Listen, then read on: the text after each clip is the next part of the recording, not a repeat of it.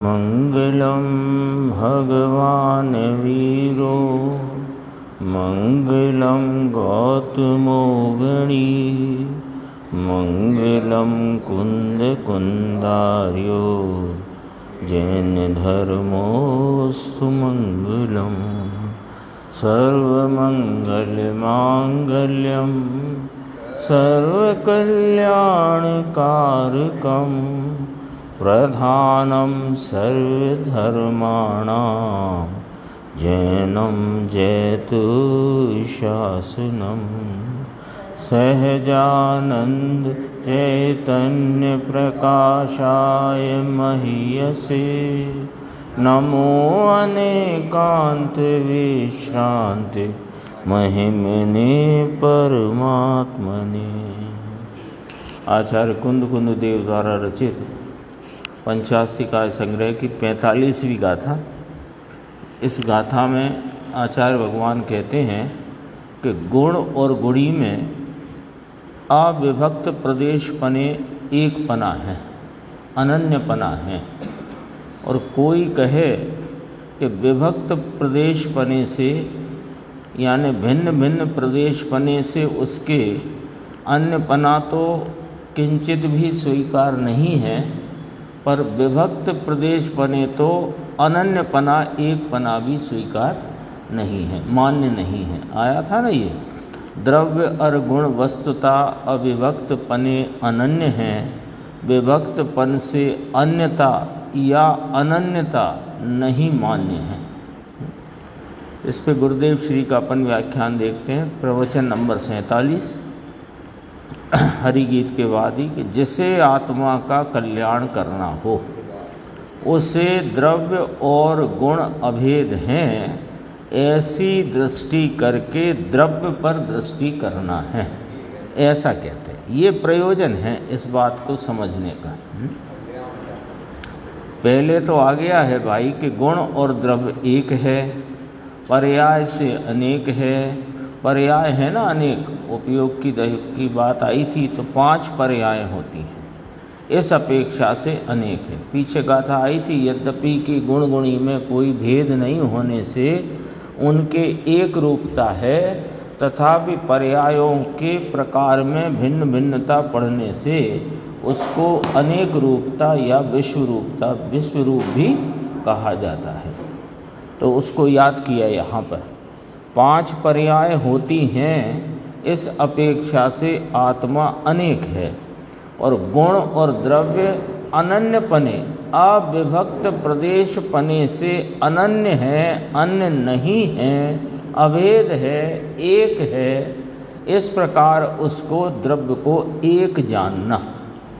द्रव्य गुण स्वरूप से एक है और पर्याय से अनेक है, ऐसा ही उसका वस्तु का स्वरूप है। भिन्न भिन्न पर्याय होती हैं। पर्याय कैसी होती हैं? पर्यायों का लक्षण व्यतिरेक कहा है ना, और गुण का लक्षण अन्वय के विशेष, ऐसे कहा है ना प्रवचन सार में। अन्वय के विशेष वे गुण हैं और व्यतिरेक वे पर्याय हैं। परस्पर अप्रवर्त ऐसे व्यतिरेक वे पर्याय हैं। तो व्यतिरेक माने भिन्नता। तो भिन्न पर्याय होती हैं, भिन्न अवस्था होती है। इसलिए उस अवस्था से वह पदार्थ वस्तु द्रव्य अनेक कहलाता है, और वो वस्तु द्रव्य और गुणपरी से एक कहलाता है। ये पूरे समझो, द्रव्य गुण पर्याय स्वरूप पदार्थ का, वस्तु का स्वरूप संरचना ही ऐसी है, उसके स्वरूप की संरचना ही ऐसी है। क्यों? कैसे कि द्रव्य जो है वो अनंत गुणों का अभेद एक भाव है, एक पने से है। गुण और गुणी में अभेदता है, और गुणों की जो व्यक्तता रूपी प्रति समय क्रमवर्ती पर्याय हैं, वे भिन्न व्यतिरेक रूप बदलती हुई होती हैं। तो पर्यायों अपेक्षा से उस द्रव्य को अनेक कहा, और वही द्रव्य अपने गुण द्रव्यात्मक एक रूपता से एक है। ये वस्तु की संरचना की चर्चा यहाँ पर लिए। थोड़ा नीचे आकर अपन इसी प्रवचन में देखते हैं कि यहाँ क्या चर्चा है कि अनन्यपने की चर्चा यहाँ की गई है। अनन्यपने का यानी उसके योग्य एक पने का यहाँ कथन है। तो द्रव्य के योग एक पना किस प्रकार कहा कि अविभक्त प्रदेश पने। अविभक्त प्रदेश पने से गुण और द्रव्य का एक पना है, ये यहाँ पर कथन किया गया है। अर्थात द्रव्य और गुणों को कैसा अनन्यपना घटित होता है वह यहाँ कहा गया है। ऐसे तो द्रव्य गुण, तो गुण वह द्रव्य है और द्रव्य वह गुण है।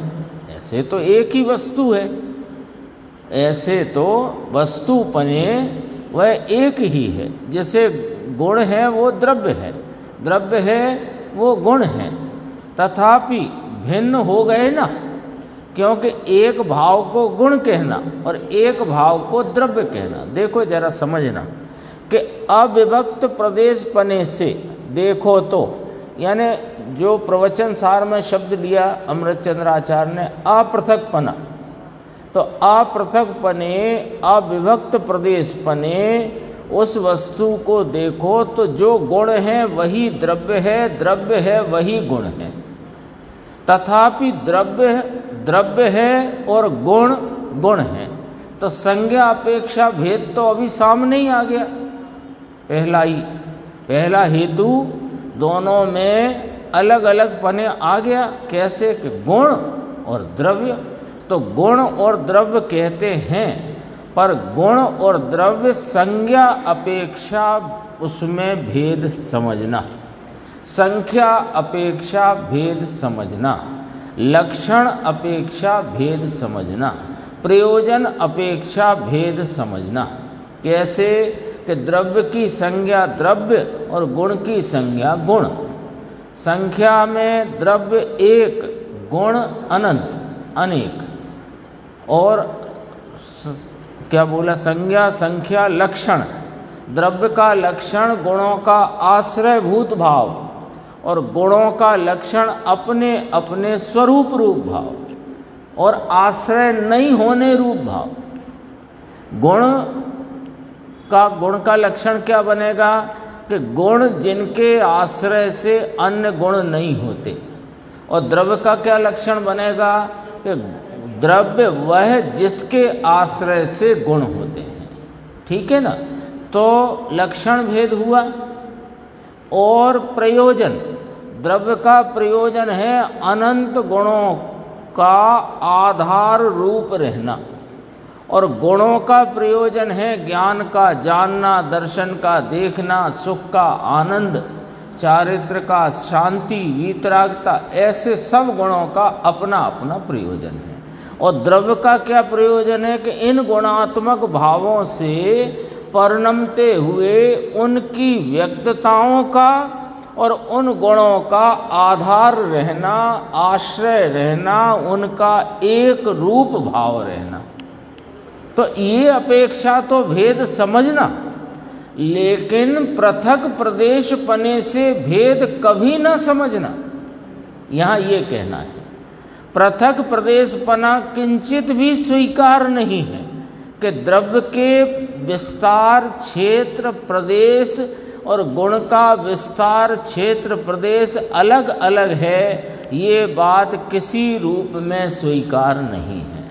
अर्थात कि विस्तार क्षेत्र प्रदेश उनके नाम द्रव्य के और गुण के विस्तार क्षेत्र और प्रदेश अविभक्त हैं, अविभाजित हैं, एक ही हैं, वही हैं। समान है भी शब्द नहीं लेना है यहाँ, वही है। समान कहेंगे तो वो क्षीर नीर का जो दृष्टांत है, तो क्षीर नीर में आकाश प्रदेश तीसरा द्रव्य लो, फिर जो प्रदेश आकाश के हैं वे प्रदेश क्षीर के, वे प्रदेश नीर के। समान शब्द में तो वो भेद पड़ जाता है। लेकिन वही प्रदेश द्रव्य के और वही प्रदेश गुण के। अब अपने को तो यहाँ मूल चलना है ज्ञान गुण और ज्ञायक आत्मा।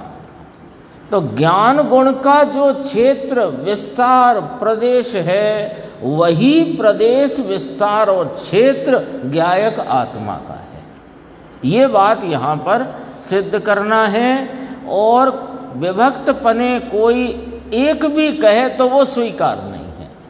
अविभक्त पने से उनका दो होना स्वीकार है। समझना ये बात संज्ञा, संख्या, लक्षण, प्रयोजन, इस अपेक्षा से और प्रदेश विस्तार वही रख करके तो ये दो पना स्वीकार है।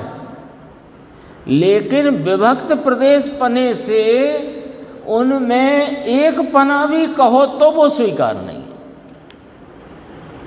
गुण है वही द्रव्य है, लेकिन गुण के प्रदेश न्यारे और द्रव्य के प्रदेश न्यारे, क्योंकि जैसा गुण है वैसा ही द्रव्य परिणमता है, ऐसा कहकर और तुम प्रदेश भिन्नता का की कल्पना करो तो वो स्वीकार नहीं है। जैसे गुण डाला और द्रव्य बन गया, ऐसे नहीं है। बहुत इसमें से माल क्या निकलना है? बात तो ये पढ़ने पढ़ाने की नहीं है, सीखने सिखाने की नहीं है। इसमें से माल निकलता है। क्या माल निकलता है? कि गुण लक्षण रूप है और वह गुणी से अभेद है, वही प्रदेश है, प्रदेशों में भिन्नता नहीं है। जो प्रदेश द्रव्य के हैं वही प्रदेश गुण के हैं। तो ज्ञान गुण जो आत्मा का लक्षण है, उस लक्षण को पकड़ते द्रव्य पकड़ में आता है। ये इसमें माल निकलता है। ये वाली बात है। इसलिए ये चर्चा है, यूं ही नहीं है। देखो, द्रव्य गुण, गुण वह द्रव्य है और द्रव्य वह गुण है, तथापि भिन्न हो गए ना, तो गुण और द्रव्य कहते हैं, परंतु ये भिन्नपना नहीं है। ऐसा कहते हैं तो कैसा है साहेब के अभिन्न है। गुण और गुणी, ज्ञान और ज्ञायक अभिन्न है। जैसे आत्मा शरीर के रजकण कर्म के रजकण से भिन्न है और पुण्य पाप के विकल्पों की दया दान भक्ति आदि से जैसे यह आत्मा भिन्न है, वैसे वह आत्मा उसके गुणों से भिन्न नहीं है। ये बात यहाँ कह रहे हैं। और पूछते हैं गुरुदेव क्या बात समझ में आई? पूछा ना, समझ में आया? क्योंकि जो बात यहाँ जिस रीति से आई है वो बात आपको उस रीति से समझ में आई क्या, ऐसा पूछ रहे हैं अपने से। हैं आगे 329 पेज है, यानी अगला पेज देखो। इसमें स्वय द्रव्य क्या है और स्वय गुण क्या है, ऐसा कभी इसने अंतर में देखा नहीं और प्रयत्न किया ही नहीं। आया था ना श्रीमद् का, एक गुरुदेव ने याद किया था, मैं कौन हूँ, आया कहाँ से और मेरा रूप क्या। ये प्रश्न ही खड़े न किए, और प्रश्न खड़े न किए और उत्तर की तो बात दूर रहो। ऐसा विचार में ही नहीं खड़ा किया कि मैं कौन हूँ, आया कहाँ से और मेरा रूप क्या। यही बात है। स्वय द्रव्य क्या है, स्वय गुण क्या है, ऐसा कभी इसने अंतर में देखा नहीं और प्रयत्न किया ही नहीं इस प्रकार से अपने स्वरूप को जानने का, समझने का।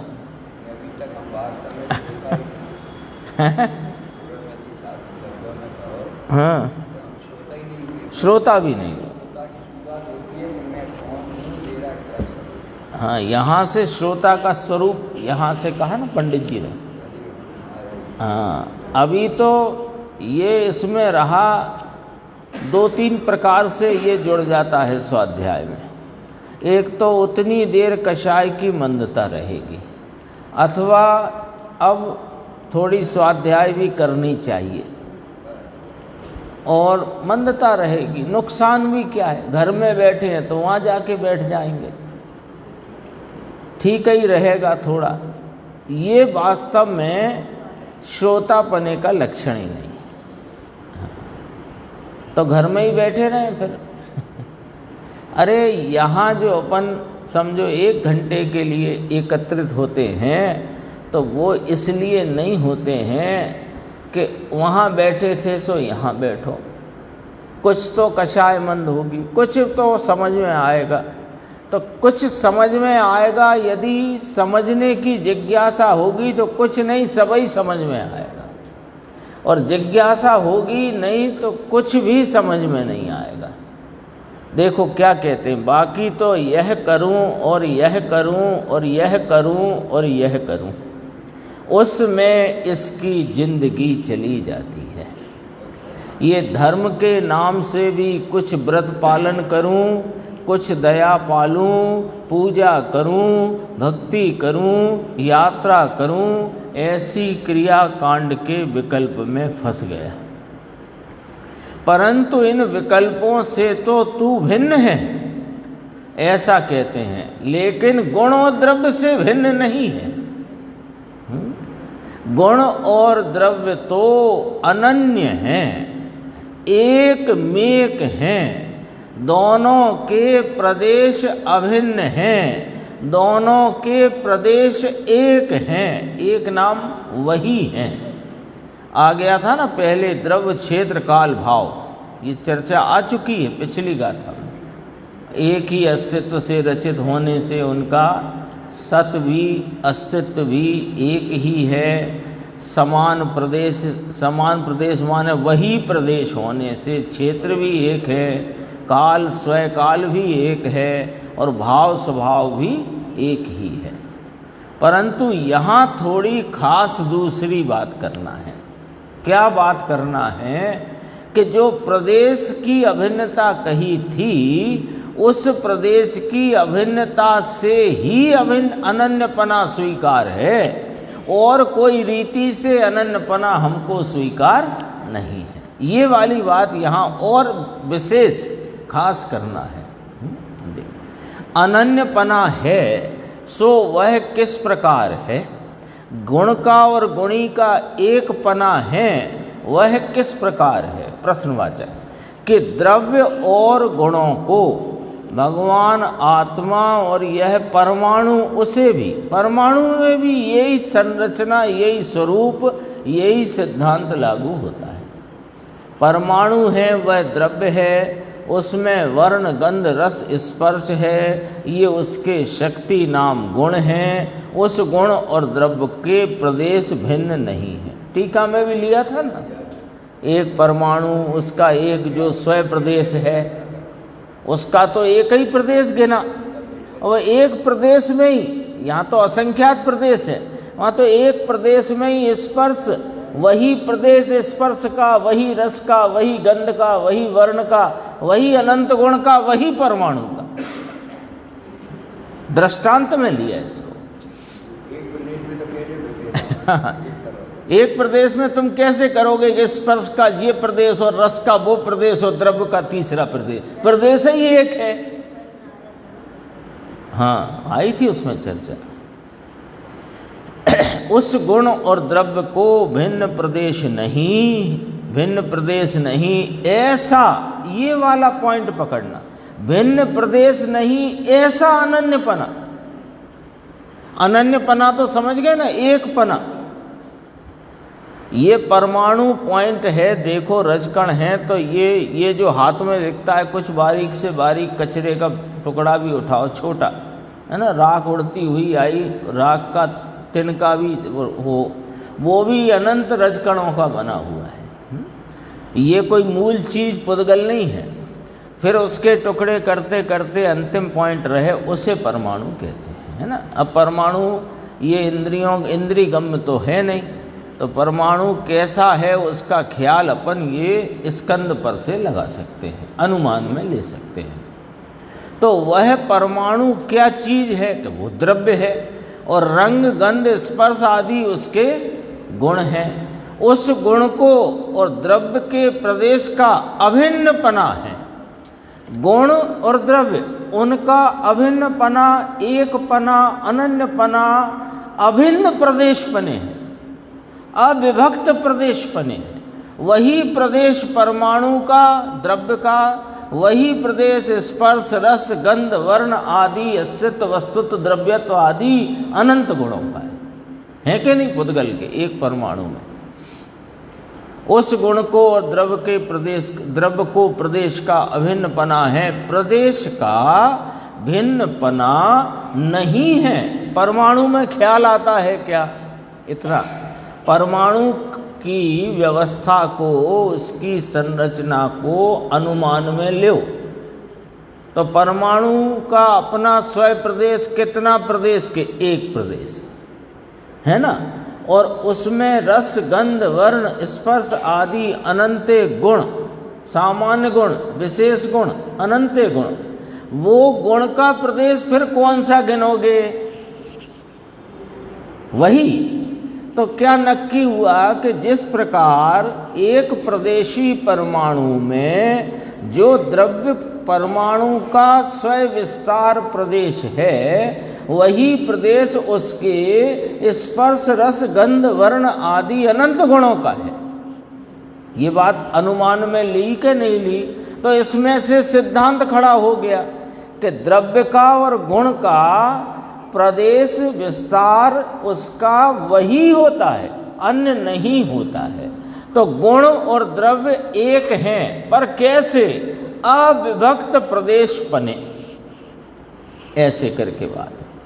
ये तो बार बार बात जब यहाँ सामने आती है तो धीरे धीरे उस पे जैसे कील ठोकते हैं ना, तो धीरे धीरे एक चोट में कील अंदर नहीं जाती है, तो उस पे भी हथौड़ा लगातार मारा जाता है तो वो कील बैठ जाती है। ऐसे ये बात भी यहाँ अपने चित्त में धीरे धीरे हैमरिंग होती है, उससे ये बात बैठती है। देखो नीचे इसी पेज पे, परंतु विभक्त प्रदेशत्व स्वरूप अन्यपना तथा विभक्त प्रदेशत्व स्वरूप अनन्यपना स्वीकार नहीं किया जाता। लो बस इतना सिद्धांत रख दिया इस गाथा में कि गुण और गुणी का, अपने प्रयोजन की बात कहो तो ज्ञान का और आत्मा का अनन्यपना है, एक पना है। कैसे करके?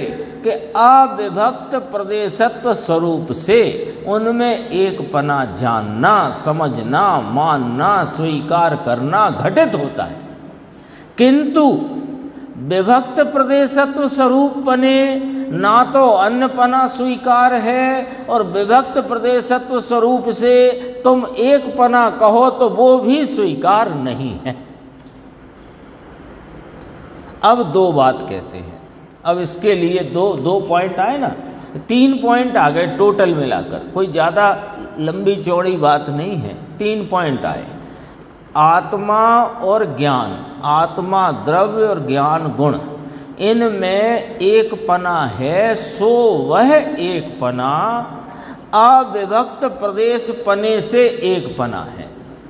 एक तो ये आ गया। अब कोई ऐसी मान्यता कदाचित हो कि विभक्त प्रदेश पने से अन्य पना माने, तो वो तो है ही नहीं, वो तो स्वीकार करते ही नहीं।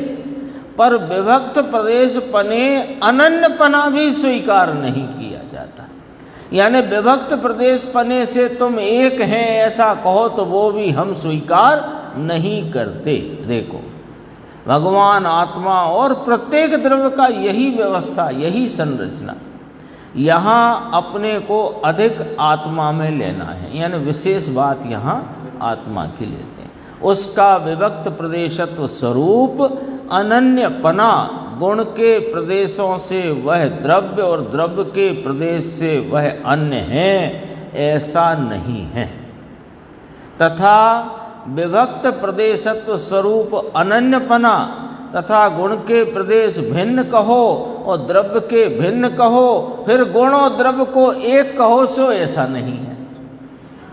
समझ में आया? धीरे से इसका न्याय लॉजिक है ना, यहाँ ये बात को न्याय से समझना पड़ेगा, ये बात को न्याय से समझना पड़ेगा। हाँ, तो वो तुम्हारा अनन्यपना कहना मिथ्या है। जिस अविभक्त प्रदेश पने, वही प्रदेश पने से उनमें एक पना तो है, लेकिन विभक्त प्रदेश पने से तुम यदि एक भी कहो तो वह मिथ्या है, ये कहना है। देखो फिर आगे समझाते हैं। यह बात इसने अनंत काल से द्रव्य अंदर क्या अस्ति है और गुणों का अस्तित्व किस प्रकार से है और उसका अस्तित्व अभेद है, तब तो उसे गुण प्रकट करने के लिए उसके द्रव्य पर दृष्टि देनी चाहिए। लो, प्रयोजन आ गया सामने। अभी तक हमने अनंत काल व्यतीत हो गया, पर यह द्रव्य इसकी अस्तित्व का क्या प्रकार है और ये द्रव्य जो अनंत गुणों का पुंज है, उन गुणों का अस्तित्व किस प्रकार से द्रव्य में है और उनके अस्तित्व की अभेदता तो है, तो अभेदता किस प्रकार है, ये हमने अभी तक विचार में न लिया, निर्णय में न लिया। उसको हमने जैसा स्वरूप है वैसा स्वीकार किया नहीं। तो फिर क्या कहते हैं कि जैसा वस्तु का स्वरूप है वैसा स्वीकार करोगे तो अपने गुणों की निर्मलता और पवित्रता और उसके स्वरूप भावों की प्रकट उपलब्धि के लिए हमें गुण पर नहीं द्रव्य पर दृष्टि देना चाहिए, क्योंकि गुण तो अविभक्त प्रदेशत्व रूप से द्रव्य से अभेद वर्तते हैं। सुख चाहिए कि नहीं चाहिए? सुख जिसे नहीं चाहिए हो उसकी तो बात ठीक है, वो कुछ पढ़े सुने समझे ना समझे कोई दिक्कत नहीं है, लेकिन सुख यदि हमें चाहिए तो सुख कहाँ है कि साहब वो तो आनंद गुण है ना, आनंद गुण का भाव ही तो सुख होता है। तो आनंद गुण का भाव सुख है, तो आनंद गुण को पकड़ने के लिए कैसे पकड़ना? द्रव्य को। तो उस गुण की, आनंद गुण की सुख रूप प्रकटता के लिए जो उस आनंद गुण से अभेद रहा हुआ एक द्रव्य जो अविभक्त प्रदेश पने आनंद और आत्मा एक ही है, उस आत्मा को लक्ष्य में लेना चाहिए कि जिससे पर्याय में आनंद की प्राप्ति होए। प्रयोजन तो ये है ना अपना, क्योंकि द्रव्य और गुण एक है। गुण प्रकट करना हो, गुण प्रकट करना हो माने गुण का गुणात्मक भाव पर्याय में प्रकट उपलब्धि में व्यक्त चाहिए हो, तो धर्म प्रकट करना हो, जन्म मरण के दुख का नाश करना हो, समझ में आया? तो इसे गुण प्रकट करने के लिए क्या निर्णय करना चाहिए कि गुण और द्रव्य दोनों अविभक्त प्रदेशत्व रूपता से एक है, ये निर्णय करना चाहिए। इस विषय को वहाँ 104, 105, 106 गाथा में प्रवचन सार में समझाया, पृथकपना और अतद्भाव। तो वो बात भी यही बात समझाने के लिए वहाँ प्रकट अर्थात पर्याय, निर्मल धर्म पर्याय प्रकट करनी हो तो गुण और द्रव्य एक हैं। इससे क्या फायदा हुआ कि द्रव्य पर दृष्टि देने से जो गुणों की शक्ति रूपता जो विद्यमान है उसकी पर्याय में व्यक्तता हो जाती है। ज्ञान, दर्शन, सुख, चारित्र, वीर्य आदि अनंते भाव शक्ति रूप से अनादि अनंत इस चैतन्य तत्व में अभेद पने रहे हुए हैं। अविभक्त प्रदेशत्व पने से अभिन्न पने अनन्य पने रहे हैं, तो उन भावों को पर्याय में उपलब्ध करना हो, प्राप्त करना हो, उनकी व्यक्तता प्रकट करना हो, तो किसकी दृष्टि करना? कि द्रव्य की करना, क्योंकि द्रव्य और वे गुण अभेद रीति से रहे, प्रयोजन की सिद्धि है। इसलिए इसे द्रव्य पर दृष्टि देने से गुण की शक्ति रूप जो भाव है वह पर्याय में प्रकट होता है। ये गुण और द्रव्य का भिन्न प्रदेश है अथवा अन्य पना है, या भिन्न प्रदेश पने एक पना है, ऐसा नहीं है। अभिन्न प्रदेश पने वही प्रदेश पने, अविभक्त प्रदेश पने वही प्रदेशों से, वही विस्तार से गुण और द्रव्य अभेद रहे हुए हैं, ये स्वीकार करना है। 331 पेज है, अगला ही पेज है, देखो। अब दो दृष्टांत हैं, उनकी चर्चा है। परंतु जिस प्रकार अत्यंत दूर ऐसे सह और विंध्य को, दो पर्वत लिए, सह को अपन सतपुड़ा कह सकते हैं, सह्याद्री भी कहते हैं, जो भी कहो। विंध्याचल पर्वत और सह नाम सह्याद्री नाम का पर्वत दोनों भिन्न भिन्न। सह माने सह्याचल, सह्याचल कहते ना, दोनों पर्वत सह्याचल और विंध्याचल, दोनों पर्वत को विभक्त प्रदेश स्वरूप अन्नपना है कि नहीं?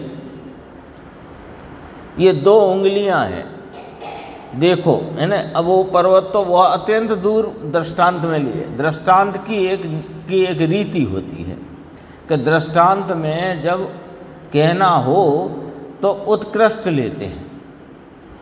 तो जब अत्यंत दूर कहना है तो पर्वत लिए, दो दूर दूर विद्यमान, दो दूर दूर रहे हुए। और निकटता कहना है तो वो क्षीर नीर लिया, तो उत्कृष्ट लेते हैं, है ना, जिससे बात एकदम पकड़ में आए। रीति है दृष्टांत की। देखो अब गुरुदेव यहाँ प्रत्यक्ष, क्योंकि ना तो अब सभा में सह्याचल दिख रहा ना विंध्याचल दिख रहा, तो उन्होंने कहा ये दो उंगलियां हैं, देखो। तो इस उंगली को और इस उंगली को विभक्त प्रदेशत्व स्वरूप भिन्न पना है। इसके प्रदेश भिन्न हैं और इसके प्रदेश भिन्न हैं। विभक्त नाम भिन्न भिन्न, प्रदेश पृथक प्रदेश पना। तो ये उंगली और ये उंगली में एक पना के अन्य पना, तो आप कहोगे अन्य पना। तो कैसा अन्य पना? कि भिन्न भिन्न प्रदेश वाला अन्य पना। ये दो उंगलियों में कैसा अन्य पना?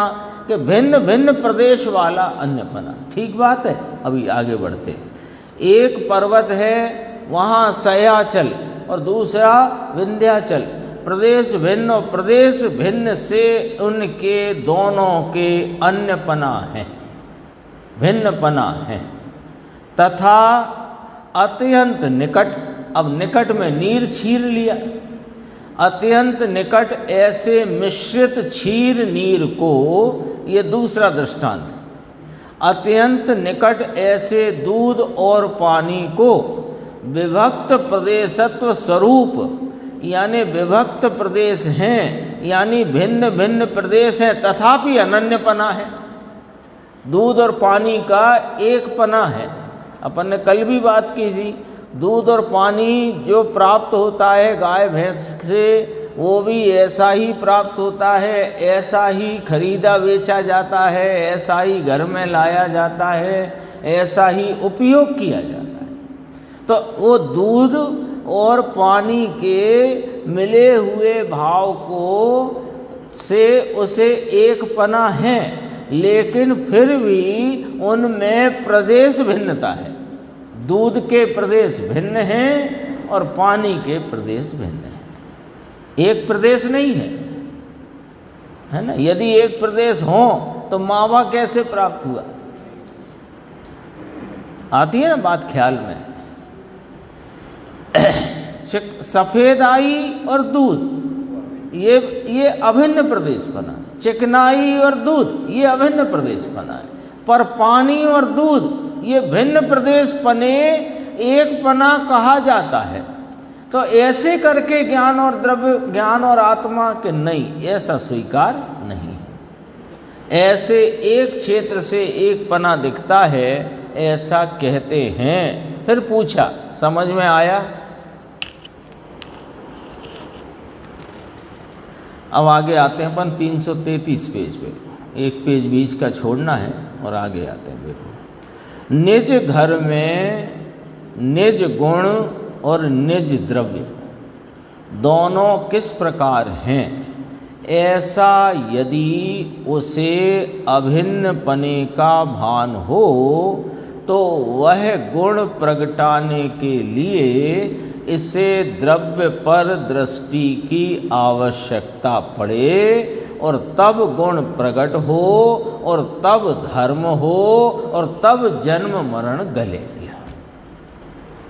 इतनी कसरत करने की जरूरत क्या? विभक्त प्रदेश पना, अविभक्त प्रदेश पना और उसमें अन्य पना और अनन्य पना, इतनी कठिन कठिन बातें, क्योंकि बातें कोई कठिन नहीं है।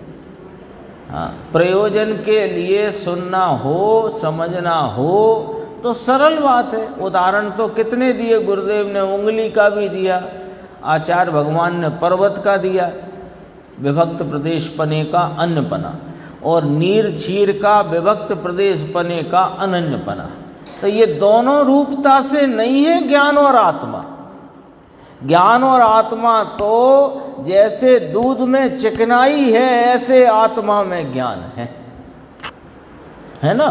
और उनका जो अनन्य पना माने एक पना, वही प्रदेश रूपता से, वही विस्तार, वही क्षेत्र, वही उसका प्रदेश, और वे दोनों एक, ऐसा समझना, स्वीकार करना, निर्णय करना, अवधारित करना। क्यों करना? इसलिए करना कि ये जो सुख, चारित्र, वीर्य, आनंद आदि अनंत गुण स्वरूप आत्मा है, उसके आनंद आदि भाव को पर्याय में प्राप्त करना हो तो दृष्टि में किसे लेना, कि द्रव्य को लेना। क्यों? क्योंकि उन्हीं प्रदेशों में द्रव्य उन गुणों का एक रूप आश्रयभूत भाव है। तो गुण के द्वारा द्रव्य को दृष्टि में लेना है, गुण लक्षण है। ज्ञान गुण के द्वारा ज्ञान गुण को लक्षित नहीं करना। ज्ञान गुण को लक्षित करने से लाभ नहीं आएगा हाथ में, पर्याय में, व्यक्तता में।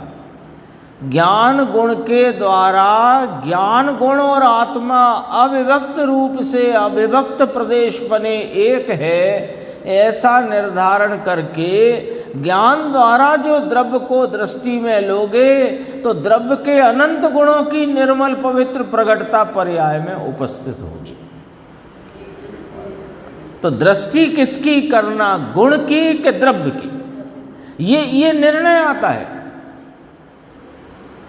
अभी द्रव्य दृष्टि की बात चलती है अथवा अपने प्रयोजन के लिए क्या करना, इसकी बात चलती है। तो यहाँ पूरा खुलासा आ गया कि अपना प्रयोजन आनंद सुख की प्राप्ति है, और सुख आनंद की प्राप्ति के लिए किसकी दृष्टि करना, कि इस आत्म तत्व की दृष्टि करना। तो हम पहचानेंगे कैसे कि आत्म तत्व क्या है?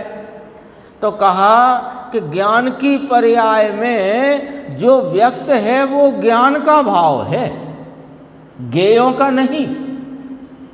तो ज्ञान का भाव है, तो ज्ञान की पर्याय से ध्रुव रहते ज्ञान को पकड़ना, और ध्रुव रहते ज्ञान को पकड़ने से अकेला ज्ञान पकड़ में नहीं आता, वो पूरा द्रव्य दृष्टि में आता है। क्यों? क्योंकि ज्ञानादि अनंत गुण उसमें अविभक्त प्रदेश बने से अनन्य रहे। फायदा है इस बात को समझने का।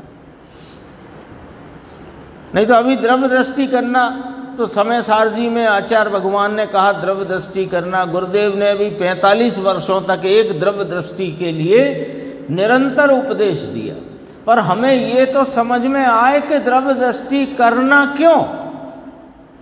और यदि आप कह रहे हो सुख की प्राप्ति के लिए करना, तो हमें ये भी तो समझाओ सुख प्राप्त होएगा कैसे द्रव्य दृष्टि से। सुख के लिए आनंद का लक्ष्य करने की कहो, द्रव्य की क्यों कहते हो? तो आनंद तुम पे अभी पर्याय में प्रकट है नहीं, ये लक्ष्य कैसे करोगे? ज्ञान तो प्रकट है पर्याय में।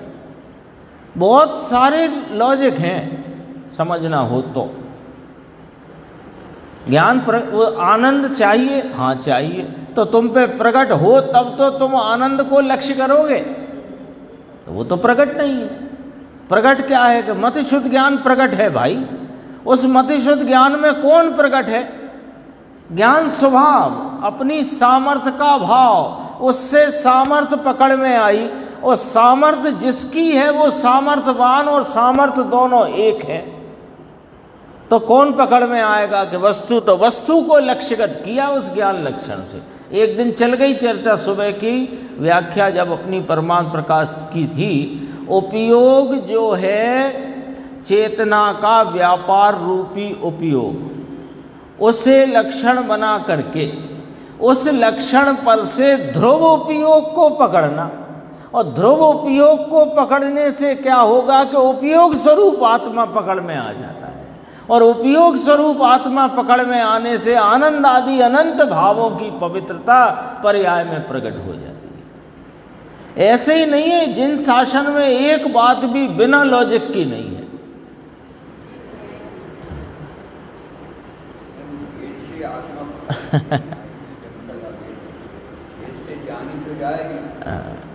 लेकिन वो एक चर्चा आई परमार्थ प्रकाश में, 2-3 दिन हो गए शायद,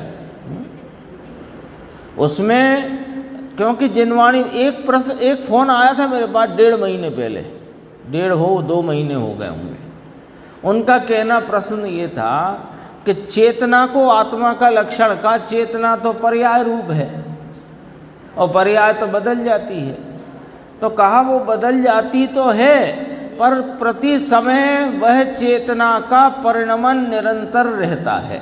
एक पॉइंट, उस चेतना के परिणमन में जो उस चेतना का विशेष है उसे गौण करो तो चेतना का सामान्य चैतन्य स्वरूप प्रवाह में है, तो वो प्रवाह चेतना में है। शुद्ध चैतन्य का त्रैकालिक ध्रुव प्रवाह, उसे कारण शुद्ध पर्याय कहते हैं। कहाँ है वो कि पर्याय चेतना की पर्याय में प्रवाहमान है।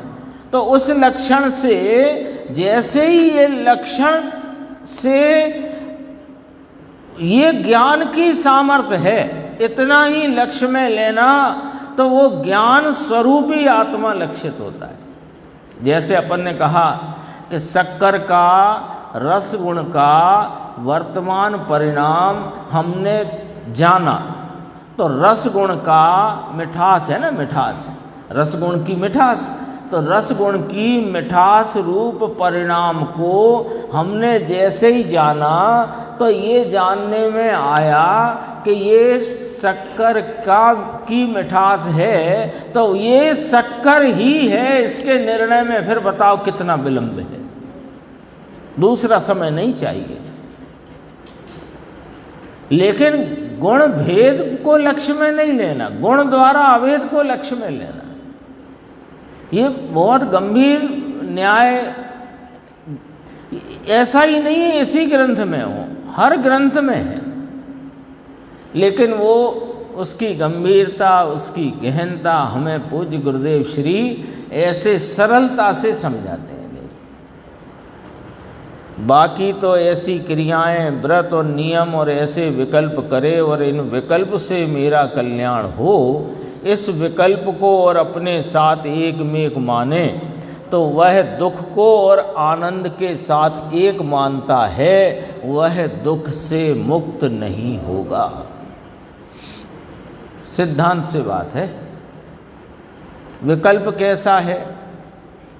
भले वो व्रत का हो, नियम का हो, प्रशस्त निमित्तों के लक्ष्य में प्रतिज्ञा रूपी कोई नियम हो, व्रत हो, वो परिणाम कैसा है कि विकल्प रूप है।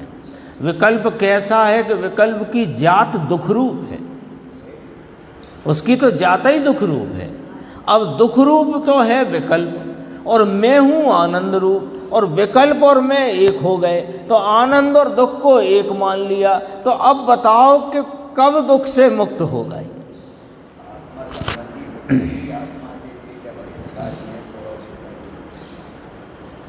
कहो कनु। आज सुबह तो आई थी ना गाथा 79 नंबर की परमार्थ प्रकाश, अतत्व श्रद्धान की बात, मिथ्या दृष्टि का लक्षण कहा था।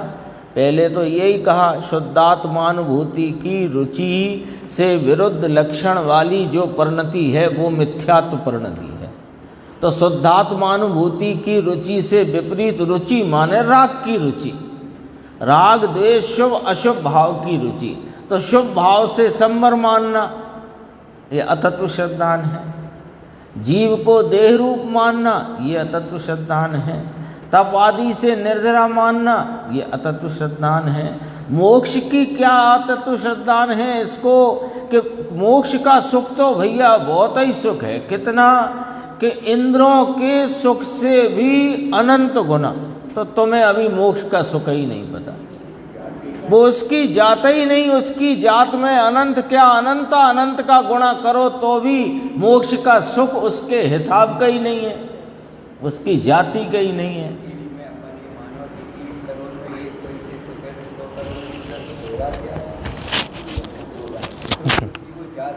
जाति नहीं है।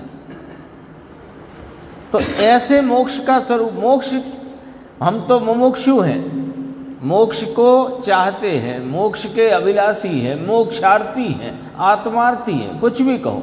तो मोक्ष क्यों चाहते हो? अरे वहाँ बहुत सुख है साहब। कितना सुख है कि अनंत सुख है। कैसा? अरे स्वर्गों में जो सुख है ना इंद्रादिक को, उससे भी अनंत गुना। तो तुम्हें मोक्ष का स्वरूप भी नहीं पता, मोक्ष तत्व का अतत्व श्रद्धान है ये। सब आ गया। मोक्ष मार्ग प्रकाशक में 2 बार लिया है ये प्रकरण, 7 तत्व की भूल का 2 बार लिया। एक बार प्राथमिक रूप से लिया और एक बार थोड़े एडवांस रूप से लिया और 7वें में लिया।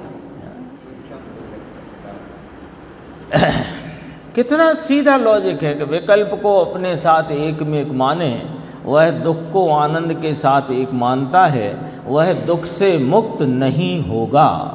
कहो कनु भाई, समझ में आया इसमें? ये 2 दिन का अवकाश है तो कनु भाई जज हैं, वो 2 दिन की छुट्टी मिल गई तो वहाँ सुनने आए थे तो उनको याद किया। 336 पेज है, आगे बढ़ के इसको पूर्ण हो जाएगी ये अपनी चर्चा।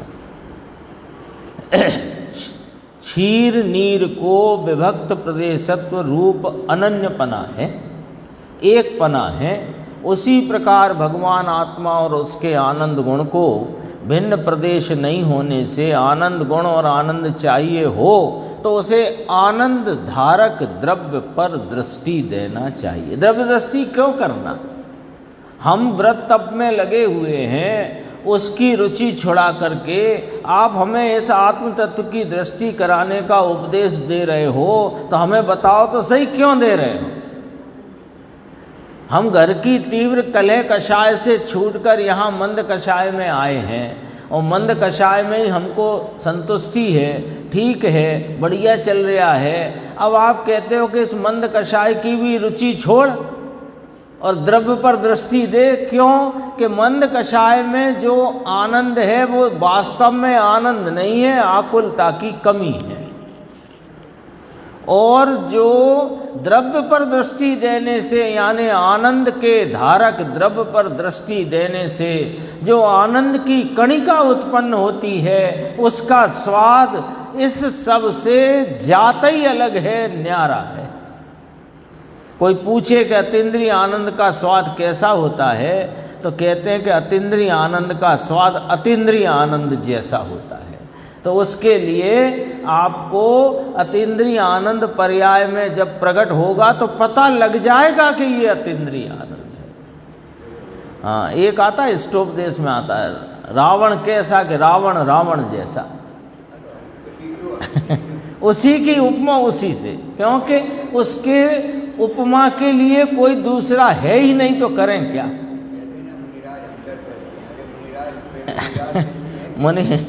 मुनिराज की तुमसे उपमा या तुम्हारी उनसे कोई तुलना हो, ऐसा कोई व्यवस्था नहीं है। देखो, आनंद और आत्मा के प्रदेश भिन्न नहीं हैं। विभक्त प्रदेशत्व स्वरूप अन्यपना, ऐसा द्रव्य और गुण को भिन्न प्रदेश अन्यपना ऐसा तो नहीं। पर्वत वाला दृष्टांत है ना, और विभक्त प्रदेशत्व स्वरूप अनन्यपना दूध और नीर की भांति। पहला दृष्टांत दो पर्वत का है। द्रव्य और गुण को विभक्त प्रदेश नहीं होने से विभक्त स्वरूप दो पर्वत भिन्न हैं। वैसे आत्मा और गुण के प्रदेश भिन्न हैं, ऐसा नहीं है, ऐसा अन्यपना नहीं है। अब सकेल रहे हैं बात को, है ना, दोबारा से। इसी तरह क्षीर और नीर, दूध और पानी के प्रदेश भिन्न हैं, तथापि एक क्षेत्र में एक पना दिखता है कि नहीं दिखता? उसी गिलास में, उसी पतीली में, उसी बर्तन में, उसी का मुंह में घूंट। लेकिन ऐसा अनन्यपना भी ज्ञान आत्मा का, आनंद आत्मा का, सुख आत्मा का नहीं है। नीचे देखो, यह आत्मा पर से भिन्न प्रदेश भिन्न है। शरीर के, वाणी के, परमाणु के, कर्म के प्रदेश और भगवान आत्मा के प्रदेश, क्षेत्र प्रदेश दोनों अत्यंत भिन्न हैं। उनके साथ कुछ संबंध नहीं। किसकी भांति? विंध्याचल और सह्याचल पर्वत की भांति, इन दो उंगलियों की भांति। इस उंगली के प्रदेश भिन्न और इस उंगली के प्रदेश भिन्न। भिन्न होने पर भी दोनों एक हैं, कोई कहे तो ऐसा नहीं है, अत्यंत भिन्न है। इसी प्रकार द्रव्य और गुण के प्रदेश भिन्न हैं, ऐसा नहीं है।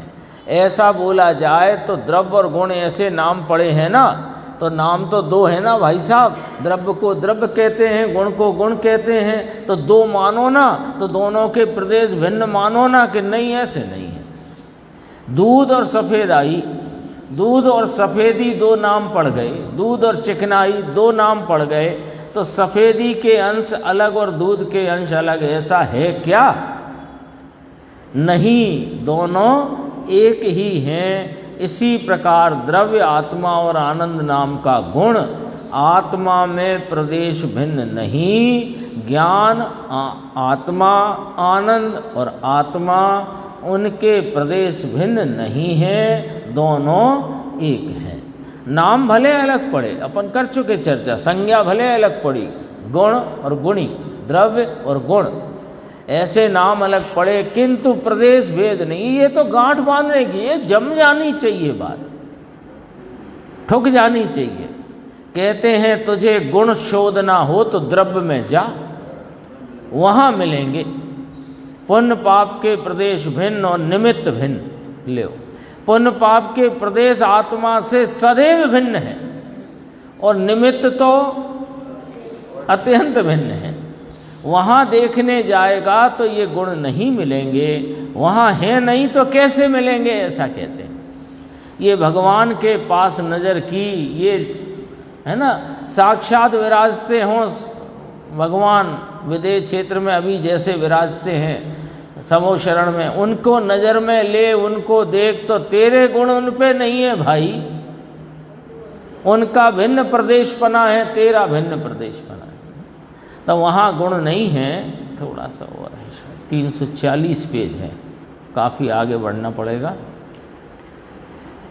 36 पे थे ना अपन, 4 पेज आगे देखो। उसी प्रकार द्रव्य और गुणों को विभक्त प्रदेश ना होने से विभक्त प्रदेशत्व स्वरूप उस पर्वत की भांति अन्यपना तथा विभक्त प्रदेशत्व रूप अनन्यपना भी गुण और आत्मा के, ज्ञान और आत्मा के, आनंद और आत्मा के नहीं है। जैसे दूध और पानी के विभक्त प्रदेश होने पर भी अनन्य है, दूध और पानी एक रूप है, लेकिन ऐसा ज्ञान और आत्मा में घटित नहीं होता। इसमें कोई 4 कक्षा पढ़ा हो तो भी समझ में आए, ऐसा है। यहाँ तुम्हारे भाई ऐसा कहते हैं, इसमें कोई बहुत अधिक पढ़ा हो तो ही उसे संस्कृत तो समझ में आए, ऐसा कुछ नहीं। उसके अंतर में इस बात को घर होना चाहिए, घर नाम उसमें घुस जाना चाहिए। अरे मेरा घर, मैं पना जिसमें किया जाए वह तो द्रव्य वस्तु है, और जिसमें मैं पना करूं, ऐसे जो मेरे गुण और मेरा द्रव्य, उनसे वे गुण किसी प्रकार भिन्न नहीं है। यहाँ तक चर्चा आई, शेष चर्चा आगे की गाथा की।